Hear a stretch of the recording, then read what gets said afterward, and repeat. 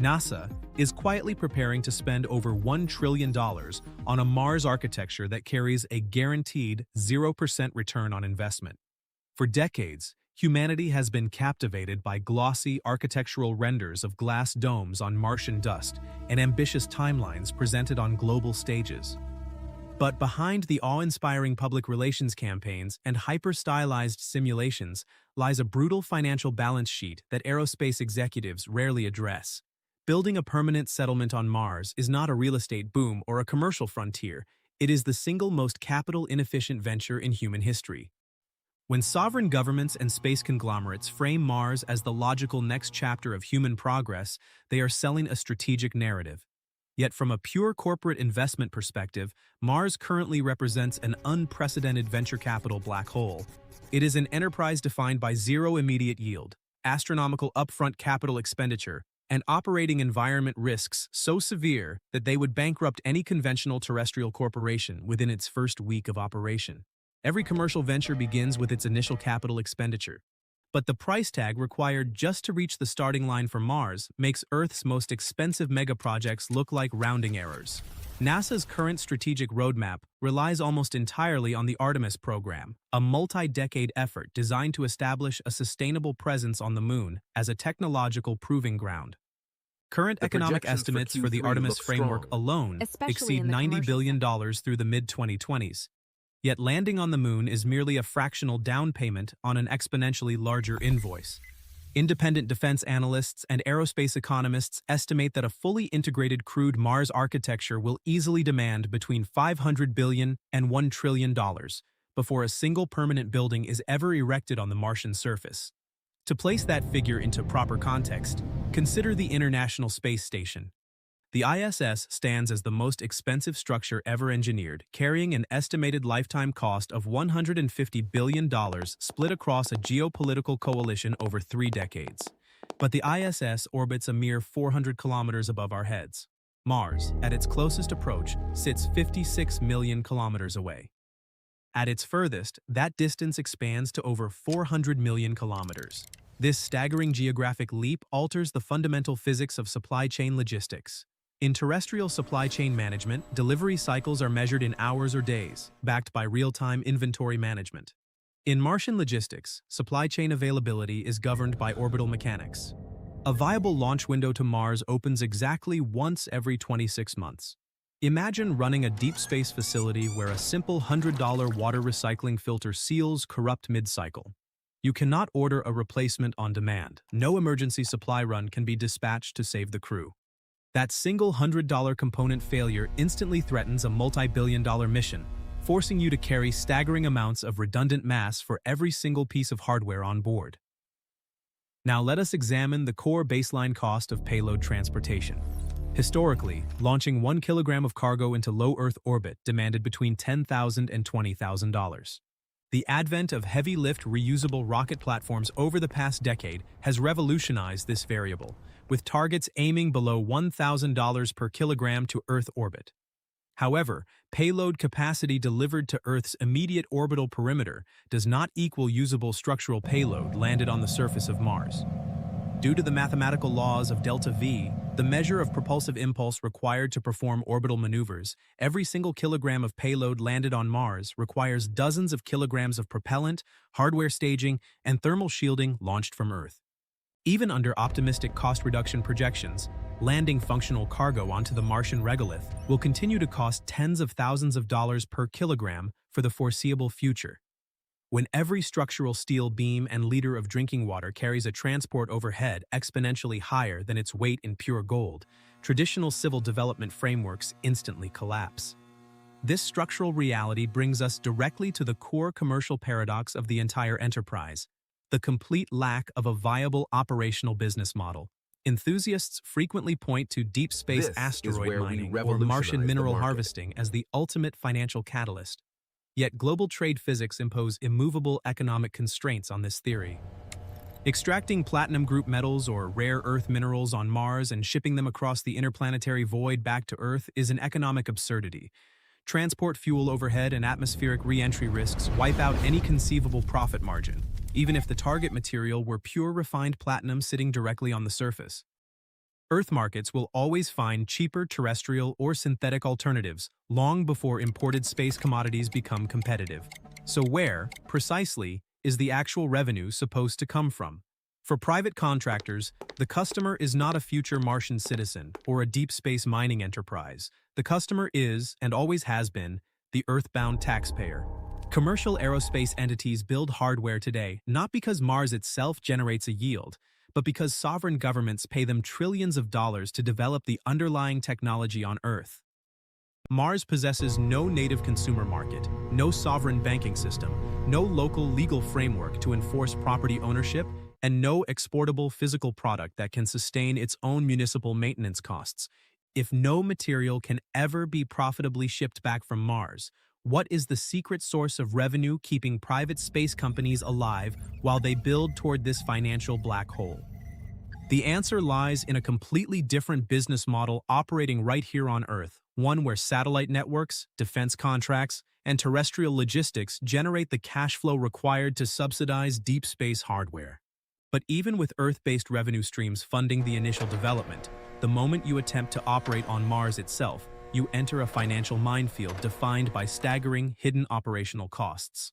The primary adversary on Mars is not distance. It is environmental hostility on a scale that human technology was never designed to endure. Mars possesses an atmosphere less than 1% as dense as Earth's, composed almost entirely of carbon dioxide, offering zero natural protection from solar radiation and galactic cosmic rays. To prevent chronic radiation sickness and lethal cancer rates among personnel, any surface architecture cannot consist of elegant glass domes. It must consist of heavily fortified subterranean habitats, buried beneath meters of dense Martian soil or carved deep inside volcanic lava tubes. This hostile environment fundamentally destroys traditional equipment lifespans and inflates operational capital expenditure. On Earth, heavy industrial machinery operates for tens of thousands of hours with standard low-cost maintenance. On Mars, the soil is laced with microscopic, electrostatically charged regolith dust. This dust is razor-sharp, highly abrasive, and deeply toxic due to high concentrations of corrosive perchlorates. It coats solar arrays, degrades mechanical seals, destroys suit joints, and eats through moving mechanical parts at an unprecedented rate. In a terrestrial mining operation, a worn-out mechanical seal can be replaced in 48 hours for a few $100s. On Mars, that same seal replacement requires custom on-site additive manufacturing using high-purity materials or a 2-year wait for the next planetary launch window.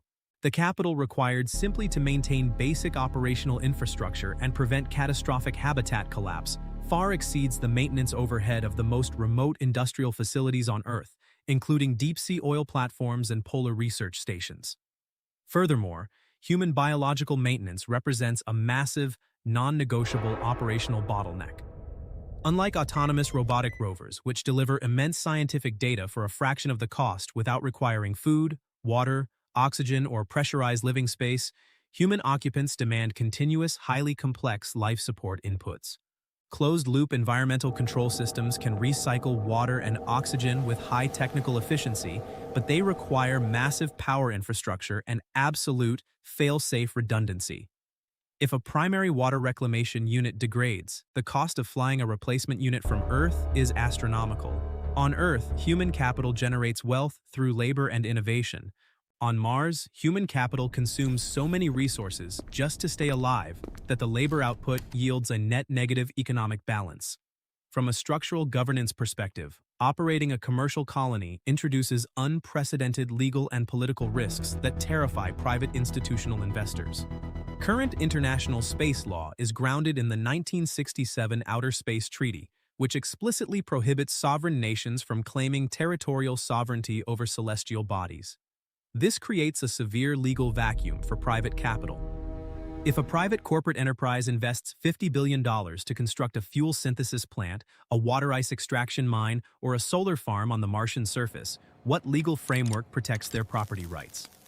Without enforceable land titles, recognized corporate jurisdiction, and established international trade courts attracting non-governmental private equity for permanent, multi-billion-dollar infrastructure projects becomes an extreme, unquantifiable risk. Consider real-world historical precedents. The commercial expansion into new frontiers throughout human history was driven by direct, high-margin economic incentives: spices, silk, timber, gold, and agricultural land. Public-private enterprises like the historical East India Companies operated on strict, profit-driven mandates backed by military power and trade monopolies. Mars offers no comparable trade goods.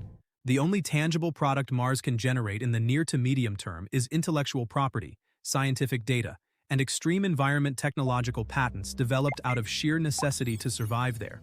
While intellectual property generation carries significant technical value, it does not require a self-sustaining city of 1 million people. A lean, specialized, government-funded scientific outpost, much like McMurdo Station in Antarctica, achieves 99% of the scientific research goals at less than 1% of the cost of a full-scale civilian metropolis. NASA's actual strategic roadmap, when stripped of political rhetoric, looks much more like this scientific outpost model than a bustling interplanetary city. The agency's focus remains centered on short-duration exploration missions, small modular habitats, and fundamental scientific research, rather than building civil infrastructure for permanent residential populations.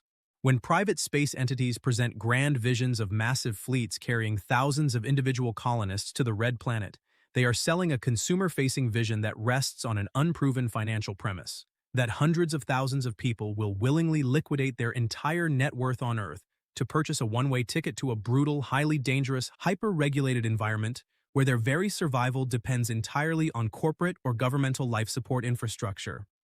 If the consumer market for Mars migration is built on an economic illusion, how do the world's most powerful aerospace pioneers plan to make deep space infrastructure pay for itself without going bankrupt? The financial survival of these private space ventures relies on auxiliary revenue streams generated right here on Earth to fund their deep space ambitions. Satellite internet mega-constellations, defense satellite deployment contracts, and high-frequency orbital transport are the commercial cash cows that generate real liquid cash flow. In essence, Earthbound consumers' streaming video, telecommunications clients, and military defense budgets are quietly subsidizing the experimental hardware. Mars itself remains a permanent line-item expenditure, not a yield-generating asset. To make Mars financially viable as an independent economic unit, a radical shift in physics, automated manufacturing, and energy generation would be required. In situ resource utilization, the technological process of harvesting atmospheric carbon dioxide and subsurface water ice to manufacture rocket propellant, breathable oxygen, and structural concrete, is a critical, non-negotiable prerequisite for any long-term presence. However, scaling these industrial processes from laboratory proof of concept to industrial output requires immense power infrastructure. Deploying megawatt-class nuclear reactors or sprawling automated solar arrays on the dust-choked surface of Mars requires massive initial transport capacity from Earth. The capital payback period for such foundational infrastructure spans multiple decades, extending far beyond the investment horizon of conventional venture capital funds, institutional asset managers, or 4-year political election cycles. No private board of directors can justify spending hundreds of billions of dollars today for a theoretical operational dividend that might materialize 2 generations later. Furthermore, we must address the severe physiological and psychological costs that directly impact human capital performance.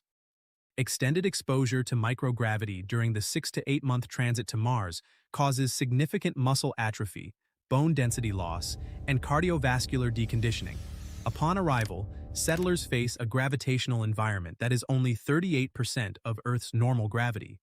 The long-term biological consequences of living under reduced gravity for years or generations remain largely unknown. If human settlers suffer chronic health degradation, neurological impairment from cosmic radiation, or reproductive failure, the entire premise of a self-sustaining human society collapses. The medical overhead and continuous biomonitoring required to keep a human workforce functional under these extreme conditions represent a permanent operational tax on every activity conducted on the planet.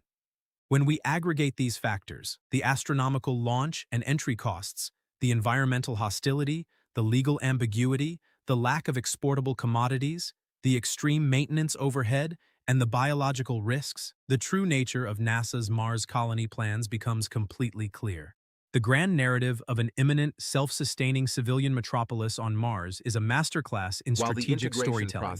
It serves to inspire public fascination, justify long-term defense expenditures, attract top-tier engineering talent, and drive capital valuation for private aerospace contractors. This does not mean humanity will never walk on Mars. We will. NASA and its international partners will eventually land human boots on the red planet. Astronauts will plant flags, set up modular research habitats, collect core samples, and conduct groundbreaking scientific experiments. But this presence will look far more like an isolated, highly specialized scientific research station in the heart of Antarctica than a booming, self-sustaining city. It will be an outpost funded entirely by Earth-bound government budgets, driven by scientific inquiry and geopolitical prestige rather than commercial profitability. In conclusion, the popular narrative surrounding NASA's Mars colony plans continuously conflates strategic scientific exploration with commercial colonization. NASA is a government agency driven by national prestige, scientific curiosity, and geopolitical leadership, funded by taxpayers who ultimately demand political accountability for every dollar allocated. Mars is not a speculative real estate boom waiting to happen, nor is it a corporate fallback plan in our lifetime. It is a high-stakes, capital-intensive scientific frontier where the financial returns are non-existent, the operational risks are unmatched, and the cost of entry remains higher than any other venture in human history. If Mars will never yield a financial profit in our lifetime, would you still buy a ticket to help build human civilization on a dead world?